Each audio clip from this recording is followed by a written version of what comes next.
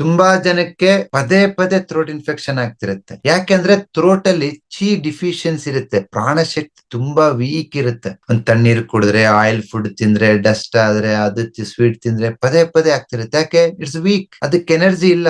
Energy ತನಗೆ ತಾನೇ ಗಳಿಸ್ಕೋಬೇಕಂದ್ರೆ ಅದನ್ನ ಶೂನ್ಯಕ್ಕೆ ಕಳಿಸ್ಬೇಕು. ಥ್ರೋಟ್ ರಿಫ್ಲೆಕ್ಸ್ ಇದು. ಜಸ್ಟ್ ಬ್ಲಾಕ್ ಹಾಕಿ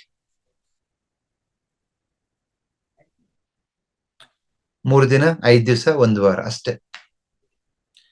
ನಿಮ್ಮ ಥ್ರೋಟ್ ಇನ್ಫೆಕ್ಷನ್ ಹೋಗುತ್ತೆ, ಮತ್ತೆ ಬರಲ್ಲ. ಯಾಕೆ ಅಂದ್ರೆ ಈ ಬ್ಲಾಕ್ ಅಲ್ಲಿರೋ ಇನ್ಫೆಕ್ಷನ್ ಕ್ಲಿಯರ್ ಮಾಡಿರಲ್ಲ, ಆ ಥ್ರೋಟ್ ನೇ ಶೂನ್ಯಕ್ಕೆ ತಗೊಂಡೋಗಿ ಸ್ಟ್ರೆಂಥನ್ ಮಾಡಿರುತ್ತೆ. ನೀವು ಒನ್ ಡೇ ಡೀಪ್ ಸ್ಲೀಪ್ ಮಾಡಿದ್ರೆ ಎಷ್ಟು ಎನರ್ಜಿ ಬರುತ್ತೆ, ಅಂತದೇ ಆರ್ಗನ್ ಶೂನ್ಯಕ್ಕೆ ತಗೊಂಡೋಗಿದ್ದೀನಿ ಅಂದ್ರೆ ಇನ್ನೆಷ್ಟು ಎನರ್ಜಿ ಬರುತ್ತೆ. ತುಂಬಾ ಜನಕ್ಕೆ I got thousands of feedbacks. ಪದೇ ಪದೇ ಥ್ರೋಟ್ ಇನ್ಫೆಕ್ಷನ್ ಆಗ್ತಾ ಇತ್ತು, ಗಂಟ್ಲು ನೋವು ಬರ್ತಾ ಇತ್ತು, ಆಂಟಿಬಯೋಟಿಕ್ಸ್ ತಗೋತಾ ಇದೀವಿ, ಇವಾಗ ಏನಿಲ್ಲ.